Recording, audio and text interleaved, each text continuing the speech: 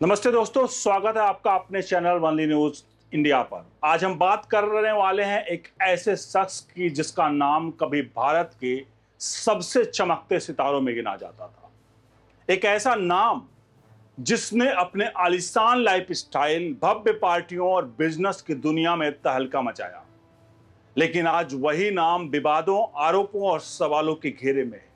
जी हां, हम बात कर रहे हैं विजय माल्या की। 9 साल पहले 2 मार्च 2016 को विजय माल्या देश छोड़कर चला गया था और अब 2025 में उन्होंने यूट्यूबर राज समनी के साथ एक 4 घंटे से ज्यादा लंबा पॉडकास्ट किया। इस पॉडकास्ट में माल्या ने कहा, मैं चोर नहीं हूं, मैं शायद एकमात्र चोर हूं जिसे 2.5 गुना चुकाने के बाद भी चोर कहा जा रहा है। अब इस पर विजय माल्या को जवाब कि अगर कोई लुटेरा लूट का पैसा लौटा दे तो क्या वो लुटेरा नहीं रहता? अगर ऐसा है तो हर आर्थिक अपराधी अपनी संपत्ति जब्त होने के बाद यह कह सकता है कि उसके अपराध माफ हो गए हैं। दोस्तों, ये बातें सुनने में तो दमदार लगती हैं, लेकिन क्या यह सच है कि विजय माल्या वाकई में शिकार हैं जो खुद को बता रहे हैं, या फिर यह सिर्फ एक कोशिश है अपनी छवि को बचाने की? मैंने पूरा 4 घंटे का पॉडकास्ट देखा, पुरानी खबरें खंगाली, कोर्ट के दस्तावेज पढ़े और तथ्यों की जांच की। और आज इस वीडियो में हम एक एक करके उन आरोपों, उन दावों और हर सवाल का जवाब तलाशेंगे। तो बस थोड़ा वीडियो लंबा खींचने वाला है, तो थोड़ा सा सब्र बनाए रखिएगा और एक एक पॉइंट को समझते रहिएगा। चलिए शुरू करते हैं। वीडियो को लाइक शेयर जरूर करिएगा और कमेंट बॉक्स में जहां भी लगे वहां अपनी प्रतिक्रिया और राय देते रहेगा। विजय माल्या का नाम सुनते ही आपके दिमाग में क्या आता है? शायद Kingfisher beer, Kingfisher Airlines, Royal Challenger Bangalore या फिर उनकी आलीशान पार्टियां। 90 के दशक और 2000 की शुरुआत में माल्या भारत के 2000 की जो शुरुआत में माल्या भारत के सबसे चमकदार जो बिजनेस टाइकून थे। उनकी कंपनी यूनाइटेड ब्रूवरेज ने किंगफिशर को घर घर का नाम बनाया। 2005 में उन्होंने किंगफिशर एयरलाइंस लॉन्च की, जिसने भारत को एविएशन सेक्टर में तहलका मचा दिया। लग्जरी स्टाइल और सर्विस किंगफिशर एयरलाइंस ने इसे नया मतलब दिया, लेकिन ये चमक दमक ज्यादा दिन नहीं चली। 2012 तक एयरलाइन घाटे में डूब चुकी थी, कर्मचारियों को वेतन नहीं मिल रहा था, बैंकों का कर्ज बढ़ रहा था और आखिरकार 20 अक्टूबर 2012 को एयरलाइन ने अपनी सभी उड़ानों को रद्द कर दिया। 31 दिसंबर 2012 को डीजीसीए ने इसका लाइसेंस भी रद्द कर दिया। लेकिन कहानी यहीं खत्म नहीं होती। माल्या पर बैंकों का 90 मिलियन रुपए का कर्ज था और 2016 में वो देश छोड़कर भाग गए। मीडिया ने उन्हें भगौड़ा करार दे दिया, लेकिन माल्या का कहना था कि वे भागे नहीं, बल्कि तत्कालीन वित्त मंत्री अरुण जेटली की सूचित करके गए थे। क्या ये सच है? और अगर ये सच है तो फिर सवाल उठता है, क्या ये इतना आसान है? आइए इसकी गहराई में उतरते हैं। 28 फरवरी 2016 को स्टेट बैंक ऑफ इंडिया के कुछ वरिष्ठ अधिकारियों ने सुप्रीम कोर्ट के वकील दुष्यंत दवे से मुलाकात की। बात थी विजय माल्या के 90 बिलियन रुपए के कर्ज की। दवे ने साफ कहा कि माल्या देश छोड़कर भाग सकता है, आपको तुरंत सुप्रीम कोर्ट में याचिका दायर करनी चाहिए। अगले दिन 29 फरवरी को एसबीआई के अधिकारियों को दवे से फिर मिलना पड़ता है, लेकिन वो नहीं आए।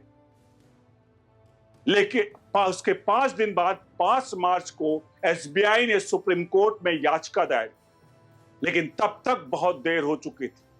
2 मार्च 2016 को विजय माल्या देश छोड़कर लंदन चले गए थे। इस पॉडकास्ट में माल्या ने दावा किया कि वो भागे नहीं। उन्होंने कहा, मैंने वित्त मंत्री अरुण जेटली को हवाई अड्डे के लिए रवाना होने से पहले बताया और फिर मैं उड़ गया। दोस्तों, ये सुनने में आसान लगता है, लेकिन सवाल उठता है, अगर माल्या वाकई जेटली को बताया तो क्या जेटली ने कोई कदम नहीं उठाया? और अगर माल्या का इरादा साफ था तो वो इतनी जल्दीबाजी में देश छोड़कर भागे क्यों? मुझे लगता है ये सिर्फ एक कहानी है। तथ्य यह है कि एसबीआई को माल्या के भागने का शक था। दस्यन दबे ने उन्हें चेतावनी दी और फिर भी एसबीआई ने समय पर कदम नहीं उठाया और माल्या वो चुपके से निकल गए। विजय माल्या पर सबसे बड़ा आरोप है कि उन्होंने किंगफिशर एयरलाइंस के कर्मचारियों को वेतन नहीं दिया। 2012 के मध्य से कर्मचारियों की सैलरी मिलनी बंद हो गई। फरवरी 2013 तक कर्मचारियों को 8 महीने से वेतन नहीं मिला था। कुल मिलाकर लगभग 3000 कर्मचारियों को 3 अरब रुपए का वेतन बकाया था। कुछ कर्मचारियों के लंबित वेतन 25 से 40 लाख रुपए तक पहुंच गया था। अब इस पॉडकास्ट में माल्या ने दावा किया कि वो अपने कर्मचारियों की बहुत परवाह करते हैं। उन्होंने कहा, मैं किसी को से भी पूछूंगा कि मैंने अपने कर्मचारी को कितनी परवाह करता हूं, मुझे उनकी देखभाल पर गर्व है। लेकिन दोस्तों, ये दावा कितना खोखला है, ये देखते हैं। माल्या ने कहा कि कर्नाटक हाई कोर्ट ने उनके फंड्स फ्रीज कर दिए, इसलिए वो वेतन नहीं दे पाए। उन्होंने कोर्ट में याचिका दायर की थी कि कर्मचारियों को सैलरी दी जाए, लेकिन बैंकों ने आपत्ति जताई और कोर्ट ने इजाजत नहीं दी। लेकिन यहां 2 बड़े सवाल हैं जो आपको समझने पड़ेंगे। पहला सवाल है, कर्नाटक हाई कोर्ट ने फंड्स जो है 2013 में फ्रीज किए, लेकिन कर्मचारियों को 2012 के मध्य से वेतन नहीं मिल रहा था, तो 2012 में वेतन क्यों नहीं दिया गया? माल्या ने कोर्ट में सिर्फ 1 महीने का वेतन यानी 130 मिलियन रुपए की याचिका दायर की थी, जबकि बकाया भुगतान जो था वो 8 महीने का था। अगर कोर्ट की मान भी जाता तो 7 महीने का वेतन कैसे मिलता? और सबसे बड़ा सवाल, माल्या की दूसरी कंपनियां जैसे यूनाइटेड ब्रूवरेज जो मुनाफे में थी, उनके फंड्स का इस्तेमाल क्यों नहीं किया गया? पॉडकास्ट में जब माल्या से सवाल पूछा गया तो माल्या ने कहा कि किंगफिशर मेरे जीवन का एकमात्र प्राथमिकता नहीं थी। अगर एक कंपनी फेल हो जाती है तो क्या पूरा ग्रुप फेल हो जाए?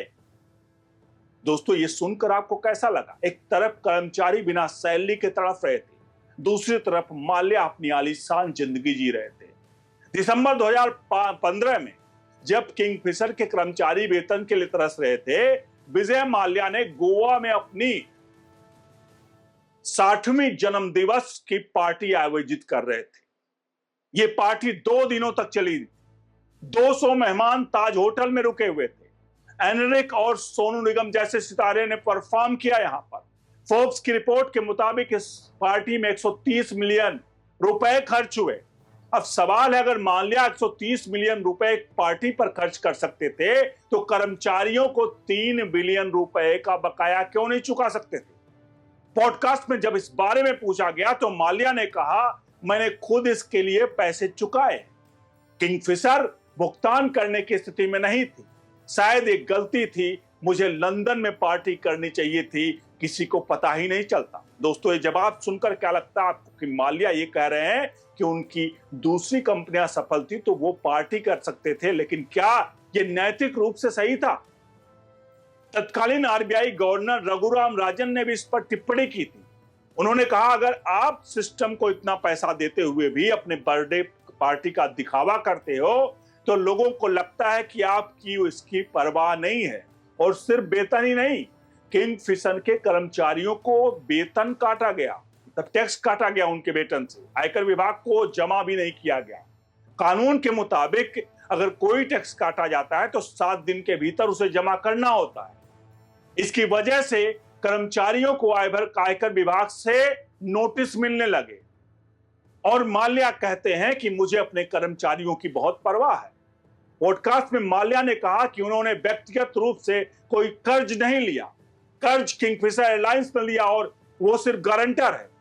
उन्होंने कहा, किंगफिशर ने उधार लिया, मैंने नहीं, मैं सिर्फ गारंटर था। तकनीकी रूप से अगर माना जाए तो माल्या सही है, लेकिन ये आधा सच है। किंगफिशर का कर्ज चुकाने की कानूनी जिम्मेदारी माल्या पर ही थी, क्योंकि वे व्यक्तिगत गारंटर थे।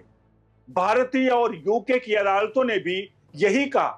लेकिन असली विवाद कर्ज से ज्यादा मनी लॉन्ड्रिंग के आरोपों का है। प्रवर्तन निदेशालय ईडी के मुताबिक किंगफिशर ने 35.47 बिलियन रुपए कर्ज की राशि को गलत तरीके से दूसरे जगहों पर ट्रांसफर किया। 2008 से 2012 के बीच 34.32 बिलियन रुपए की विमान लीज के ओवर इनवाइसिंग के जरिए गलत तरीके से पैसे निकाले गए। 454.2 मिलियन रुपए एसबीआई और पीएनबी के लिए कर्ज के एक कॉर्पोरेट जेट के लिए लीज का भुगतान किया गया, जिसे माल्या और उनका परिवार निजी जेट्स की तरह इस्तेमाल करता था।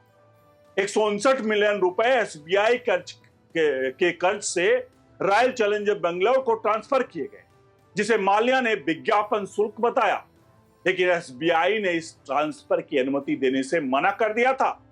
पॉडकास्ट में माल्या ने इन आरोपों का जवाब देने के बजाय बात को घुमा दिया। उन्होंने कहा, निजी जेट के दुरुपयोग के सवाल पर उन्होंने कहा कि अंबानी के जेट भी उनके परिवार इस्तेमाल करते हैं, तो मैंने क्या गलत कर दिया। दोस्तों, ये जवाब सुनकर आपको लगता होगा माल्या साफ तौर पर आरोप का जवाब नहीं दे रहे हैं और ईडी का कहना है कि माल्या के खिलाफ मनी लॉन्ड्रिंग का केस दर्ज है, जो एक आपराधिक अपराध है। लेकिन माल्या दावा करते हैं, मेरे खिलाफ कोई आपराधिक आरोप नहीं है। माल्या पर आईडीबीआई बैंक से 9 बिलियन रुपए का कर्ज लेने का आरोप है। ईडी का कहना है कि माल्या ने आईडीबीआई के अधिकारियों को पहले ही मना लिया था और किंगफिशर की नकारात्मक नेटवर्थ को और कम क्रेडिट रेटिंग के बावजूद बिना जमानत के कर्ज पास करवाया। इसके अलावा माल्या पर विदेश में संपत्ति छिपाने का भी आरोप है। ईडी के मुताबिक 2010 में जब किंगफिशर ने कर्ज का पुनर्गठन हुआ किंगफिशर के, तो माल्या ने अपनी संपत्ति का मूल्यांकन कम करके दिखाया। उनकी संपत्ति की कीमत 31.64 बिलियन रुपए थी, लेकिन बैंकों को महज 13.95 बिलियन रुपए बताई गई। माल्या की ब्रिटेन, अमेरिका और अन्य देशों में संपत्तियां थी, जिन्हें उन्होंने बैंकों से छिपाया। और तो और किंगफिशर ने 2012 से 2015 के बीच यात्रियों से जो किराया वसूला गया, उसका 1 अरब रुपए यानी 100 करोड़ रुपए सर्विस टैक्स भी सरकार को नहीं भरा।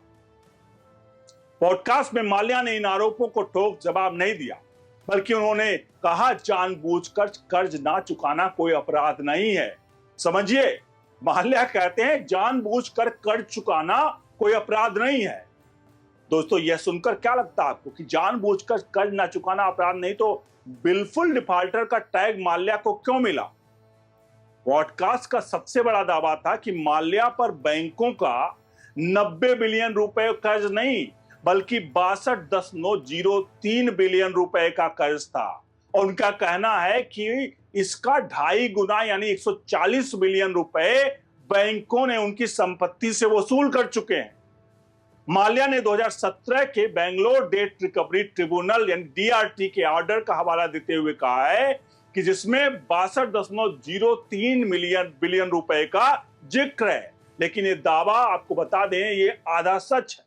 इकोनॉमिक्स टाइम्स की एक हालिया रिपोर्ट के मुताबिक माल्या पर अभी भी 70 बिलियन रुपए का कर्ज है और जो पैसा वसूला गया वो माल्या की सुरक्षा से नहीं, बल्कि बैंकों ने उनकी संपत्तियों को जब्त करके और बेच करके राशि वसूली है। माल्या का तर्क है, अगर मैं चोर होता तो बैंक मुझसे पैसे कभी वसूल नहीं पाते। आप किसी की संपत्ति फ्रीज नहीं कर सकते और उसे चोर भी कह सकते, मतलब आप फ्रीज नहीं कर सकते, उसे चोर भी कह सकते हैं। लेकिन दोस्तों, ये तर्क कितना कमजोर है। अगर कोई चोर चोरी कर माल लौटा दे तो क्या वो चोर चोर नहीं रहता? अगर पुलिस किसी लुटेरे से लूटी गई रकम बरामद कर ले तो क्या वो लुटेरा बेगुनाह हो जाता है? माल्या ने पॉडकास्ट में दावा किया कि उन्होंने 2012 से 2015 के बीच में बैंकों से 4 समझौते प्रस्ताव दिए, लेकिन बैंकों ने इन्हें ठुकरा दिया। उन्होंने कहा कि सुप्रीम कोर्ट के रिकॉर्ड में मेरा प्रस्ताव जो है कि सबूत है। लेकिन दोस्तों, मैंने 2012 से 2015 की सभी न्यूज रिपोर्ट्स को खंगाली, मुझे ऐसा कोई सबूत नहीं मिला कि माल्या ने इस दौरान कोई भी समझौता प्रस्ताव दिया हो। अगर सुप्रीम कोर्ट में सबूत है तो माल्या को सार्वजनिक करना चाहिए। 2016 में माल्या ने जरूर एक प्रस्ताव दिया था, लेकिन वो सिर्फ 40 बिलियन रुपए का था और वो भी तब जब 2 देश छोड़कर जा चुके थे और मीडिया ने उन्हें भगौड़ा करार दे दिया था।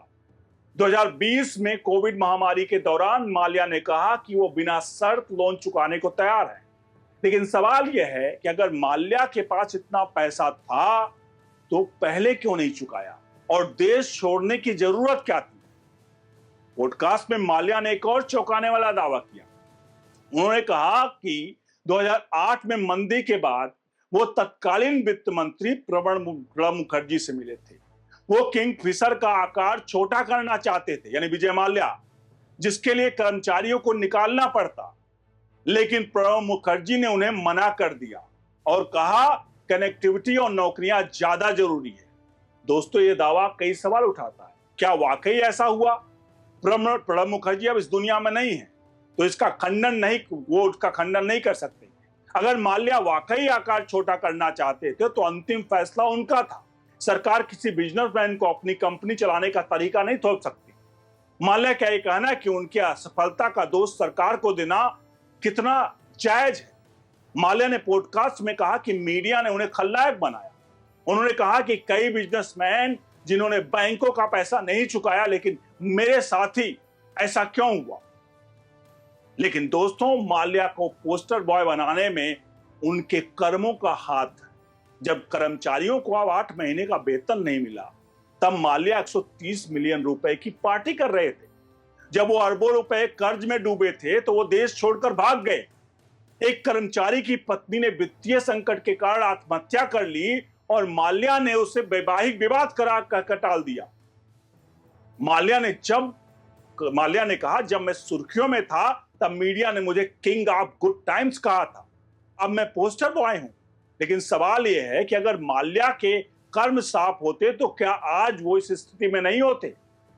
इस पॉडकास्ट में माल्या ने बार बार यही बात साबित करने की कोशिश की, वो चोर नहीं है। लेकिन तथ्य कुछ और कहते हैं। कर्मचारी का वेतन, यानी 3000 कर्मचारियों का 3 अरब रुपए का बकाया जो आज तक नहीं चुकाया गया है। मनी लॉन्ड्रिंग, ईडी ने 35.47 बिलियन रुपए की हेराफेरी का आरोप लगाया है। संपत्ति छिपाने का आरोप है। जी हां, माल्या ने बैंकों से अपनी विदेशी संपत्तियों की जानकारी छिपाई। इसके अलावा बिल्कुल डिफॉल्टर माल्या ने जानबूझकर कर्ज ना चुकाने वाला घोषित किया गया। कर्ज वसूली, माल्या ने स्वेच्छा से पैसा नहीं चुकाया, बैंकों ने उनकी संपत्तियां जब्त की। दोस्तों, माल्या के दावे सुनने के में अच्छे लग सकते हैं, लेकिन तथ्य उनके खिलाफ है और इन सवालों का जवाब उन्हें कोर्ट में देना चाहिए। दोस्तों, विजय माल्या की कहानी एक सबक है, दिखाती है कि चमक दमक के पीछे क्या छिपा हो सकता है। माल्या ने इस पॉडकास्ट में अपनी सफाई देने की कोशिश की, लेकिन उनके दावों और तथ्यों में बड़ा फर्क था। माल्या कहते हैं, मैं चोर नहीं हूं, लेकिन सवाल यह है कि आप उनके दावों पर यकीन कर सकते हैं? क्या माल्या वाकई स्वीकार रहे हैं या फिर वो अपने कर्मों का नतीजा भुगत रहे हैं? कमेंट में अपनी राय प्रतिक्रिया जरूर दीजिएगा। और अगर आपको वीडियो पसंद आई हो तो लाइक, शेयर और चैनल को सब्सक्राइब करके बेल आइकन दबाना ना भूलें, ताकि हमारी अगली वीडियो आप तक तुरंत पहुंचे। और मिलते हैं आपको अगली वीडियो में। जब तक आप भी इस सच्चाई को तलाशते रहिए। बहुत बहुत धन्यवाद। अगर आपको कंटेंट पसंद आ रहे हैं तो नीचे दिए नंबर्स पर सहायता राशि गूगल पे, फोन पे, पेटीएम के माध्यम से जरूर भेजिए। बने रहिए ऑल न्यूज इंडिया के साथ। बहुत बहुत धन्यवाद।